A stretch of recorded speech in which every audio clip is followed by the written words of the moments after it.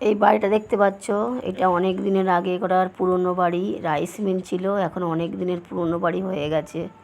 এখন কেউ থাকে না এখানকার লোক, সব কলিকাতায় চলে গেছে। এখন ভুতুড়ে বাড়ি হয়ে গেছে, চারদিকে সব নোংরা হয়ে গেছে।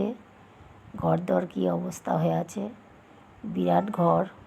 ঘরের আগে করার ঘরে সব এখনও সব সুন্দর আছে, দেয়াল টেয়ালগুলো সুন্দর আছে।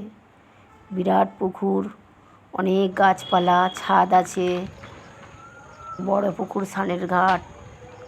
তারপরে লোকজন এই ঘাটে বসতো, অনেক লোকজন ব্যবহার করতো পুকুরটায়, মাছ ধরতো, কাপড় কাচতো, চান টান করতো।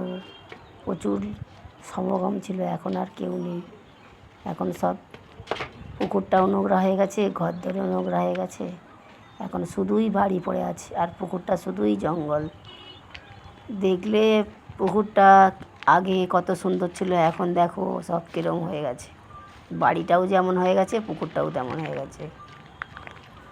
অনেক দিনের পুরনো বাড়ি, তাই এখানকার অনেক বাসিন্দারাও এই সব বাড়ি ঘরদর দেখতে আসতো, কিন্তু এখন আর কেউ আসে না। ভুতুড়ে বাড়ি বলে ভয় করে, সবাই ভয় করে, কেউ বাড়িটা দেখতে আসে না। আর আমরা স্থানীয় লোকেরাই এখানে একটু এই পুরনো ঘরে সব জ্বালন কুটি, খড়কুটি